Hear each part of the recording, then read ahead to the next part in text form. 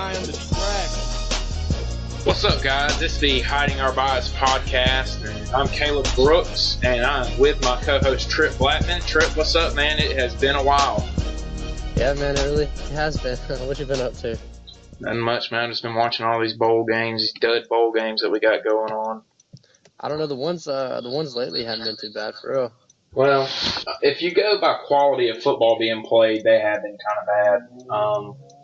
I don't know. I was enjoying watching I just left. I'm on the way back home from the beach right now, but I was watching the Georgia TCU game a little bit. I kind of like that one. I mean, yeah, it's going all right, but I mean, it's just, I guess we're kind of spoiled because we do get to watch Alabama all the time. But to me, just the quality of football being played isn't very good. There's been some surprises. My bowl picks have been terrible. I'm glad we didn't do any bowl picks for the show or anything like that because, my mind have been awful. This is the worst I've ever done. 2 years ago, I went like 30-10 or something like that, and this year I have a losing record so far. I think the biggest surprise to me so far has been Boise getting beat by Baylor. That one really surprised me. They got dominated by Baylor, and that, Baylor was a team that started 6-0 and then lost 6 straight, and I really just thought they were going to lose again. They kind of lost their season. You got to credit Baylor. They came back and played well the other night, but I really thought Boise would beat them. Yeah, I did too. I thought there was a lot of surprises with me. My bowl picks were awful. I think I've gotten 12 right so far, and if Georgia wins, it'll be 13. But I've just been doing so bad. I saw where the underdogs are like 18-8 against the spread or something like that. So the underdogs are covering a lot, which is pretty surprising. And a lot of underdogs are coming out on top, like you said. Baylor coming out and playing. It's just, I don't know. It's kind of weird because a lot of teams. They're playing in these little bowl games, and there's not much. For some teams, there's not much motivation, and for other teams, there's all the motivations there. So I guess it just depends on the case of the bowl. So you got to go down to the Dollar General Bowl and work it. How was that experience? It was fun, man. I was kind of interning down there. Caitlin's, my girlfriend's. Cousin, I guess is like his second cousin or something. He is one of the head guys of the Dollar General Bowl. That's like his year-round job. That's his full-time job. And so he brought me on, let me do a little interning down there. I pretty much helped out with the parade, just little bitty stuff that they needed doing. I ended up putting in like 20 hours of work in all week. But it was a lot of fun. Got to enjoy the game. Got to still do I didn't eat with the teams, but like I ate before I got the same meals as the team, and it was a pretty fun deal. That's good, man. It was a good win for Troy. I'm happy they finished off with a good season at 10-3. They won more games this year than they'd won the last 2 years combined, and did a good job. It was a good game. I think that was one of the good games where they had some turnovers, but both teams played well in that game. I think that was a good one. I think a big surprise to me also is the SEC has just been terrible this whole season. Yeah, well, the SEC is obviously down this year, but really, again, when you think about it, last night, was it South Carolina, Virginia Tech? Is that who was playing? No, Arkansas. Arkansas, Virginia Tech. Arkansas was 7-5, and they played the number 2 team in the ACC, and lost to the number, which granted, they were killing them at halftime. They should have. There's no excuse for blowing that game. But still, these are teams who are like mediocre SEC teams. Yeah, and South Carolina lost yesterday to South Florida, who finished 11-2. And while they're playing in the American Conference, there's 11-2 is a good record. And they had a good team. They had a good quarterback. Yeah.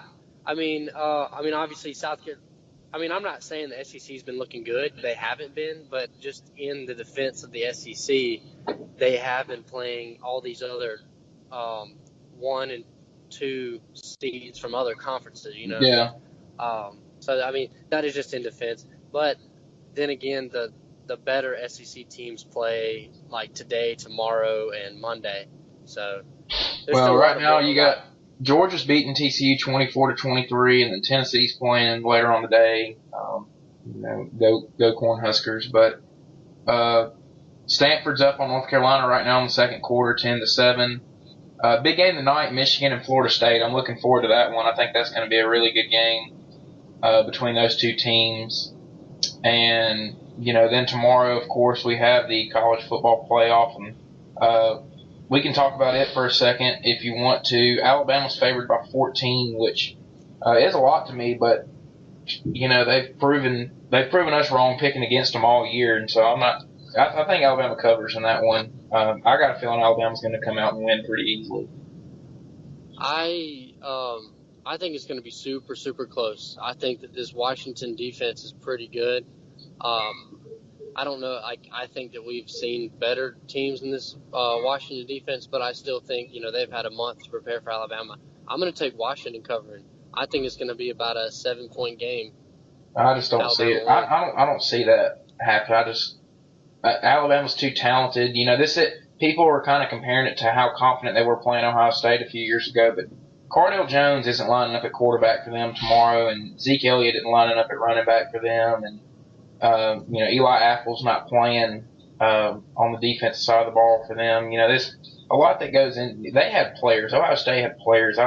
Washington doesn't have the players. They haven't recruited the way Alabama's recruited. They're not going to be coached the way the Alabama players are coached. And I just think Alabama's able to. I think it's going to be a little bit of a resemblance of last year's game. If you really want to know the truth, it was 10-0 at halftime. Alabama didn't play well early, and then just physically dominated the second half. And I think that's what you're going to see happening.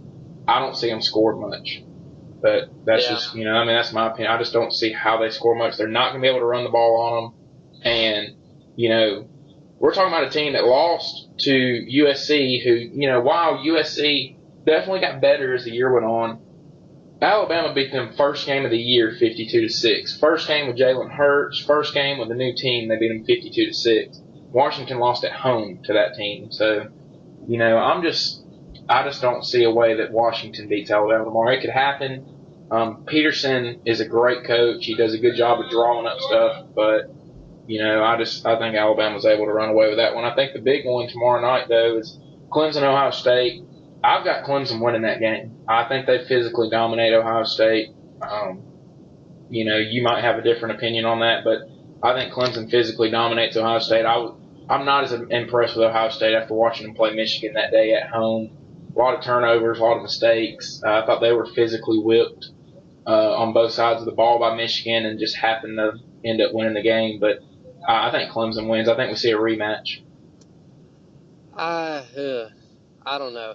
See, I kind of feel the same way you do a little bit, but then again, I mean, you got Urban Meyer coaching for Ohio State, and he's one of the best postseason college football coaches that top 5 probably best postseason football coaches in my opinion. So you can never really count him out fully, but I got Ohio State in that one. I just think that I don't know. I think that a rematch against like a rematch from last year's national championship is too unlikely, I guess. So I'm taking a rematch from the semifinals in 2014, I guess. That's what I'm going to take as the finals for this year. So what makes you think that the Alabama and Washington game's going to be close? I want to go back on that real quick. What facet of the game do you think that Washington's going to be able to beat Alabama in to keep it close? I mean, is Bama going to turn it over? I don't think it's so much that Washington is going to beat Alabama. I think Alabama has a lot better chance at beating themselves. I think that Jalen Hurts, I still kind of worry about him. Not necessarily as a quarterback, but just making mental mistakes, like turning the ball over. Maybe. So here's what I want to point out on that. Think back to last year. Coker. If you go watch the Florida game last year and then go watch the Michigan State game and the Clemson game and see how much better Coker got with the break. When he had this break and was able to just practice and kind of get away from football for a little bit, I think we're going to see the same with Hurts. I think we're going to see a really good Jalen Hurts here in the college football playoff, better than we saw during the season. I hope you're right. I hope you're right. I just think that my thing, if Jalen Hurts, if he is limited to 2 turnovers, if he turns the ball over twice and that's it, I think Alabama's fine. I think where it starts getting a little risky is when if he comes out and maybe has a fumble, and maybe throws an interception, or maybe throws like 2 interceptions. If he has 3 turnovers, then that's when Alabama's in trouble, because that puts a lot of pressure on the defense. And I know this defense is one of the best defenses Alabama's ever had, but still, it's still tough. I mean, this is still the semifinals. I don't really care if a lot of people say Washington's not that good. I mean, this is still the number 4 team in the country. You can't put a whole lot past them.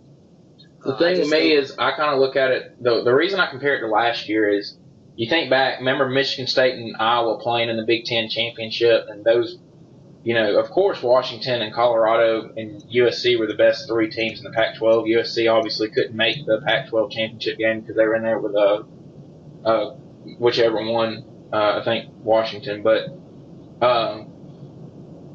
you think back on Michigan State and Iowa, that wasn't that good of a game. It looked like a good game because they both were so bad. Washington whooped Colorado in the Pac-12 championship, but we saw last night that Colorado's not that good. Granted, one of my buddies pointed out to me that Colorado lost every loss they had. They had 4 losses. Every loss was to a team that's ranked in the top 12. So, that kind of does make it where you think Colorado's a little bit better, but they were physically dominated last night. They were physically dominated by Washington. They were physically dominated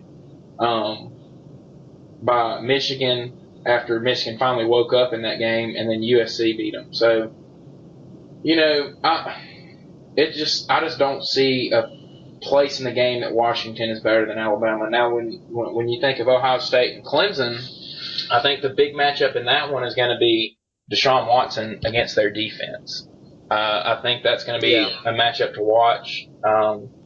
If Watson's able to make some plays, I think especially with his feet, I think that's going to be a big thing, is if he can run and make some plays with his feet and get the ball to his receivers out there, they got a chance at maybe running away with the game. I don't think Ohio State's going to score much on Clemson. I think if they win, it's going to be a low-scoring game. I don't see them scoring too much. Obviously you have a different opinion, thinking Ohio State's going to win, but just looking at it, I think, Clemson's done a good job of recruiting throughout the years, and I was talking to my dad about this the other day. Alabama definitely has better players, definitely coach better, but Clemson does have the players to kind of match up, and if they were to rematch, it would kind of remind me of, you remember the 2009 SEC Championship? Alabama had lost to Florida the year before. Probably went into the 2009 game with not as good of players as Florida had. That 2009 Florida team was really good. Undefeated, but Alabama wanted that rematch really bad. I mean, that's what they looked for all season. I could see it kind of being that way with Clemson. They just want to get back to that game to play against Alabama, and that would worry me. If Alabama wins, I'm for Ohio State, but I still think Clemson's going to win the game. But I would rather play Ohio State if Alabama wins. Yeah, that's what I was about to ask you. Who would you, as a Bama fan, who are you wanting to play in the national championship? So you say you would rather play Ohio State than Clemson? Yeah, I'd definitely rather play Ohio State than Clemson. I think Alabama could physically whip Ohio State. I think Ohio State's just young, so I think Alabama could beat them a little bit easier. It's just the rematch with Clemson. Alabama would probably be motivated going into, wanting to play Ohio State again to kind of redeem 2 years ago, because there's a lot of players in this team that played in that game. Now, Alabama was a young team that year. Clemson, they would be really motivated coming into the game with Alabama. And so, I just think that it's a better matchup when you think of like the outside of everything, like what would go on and all that. I think Alabama and Ohio State's a better matchup for Alabama. Yeah, I agree. I honestly, I don't want to play Clemson. I think Clemson is a very good football team. I do too. I think they can score. Yeah, and I do think Clemson is better than Ohio State, but for some reason my gut's just telling me that I think Ohio State's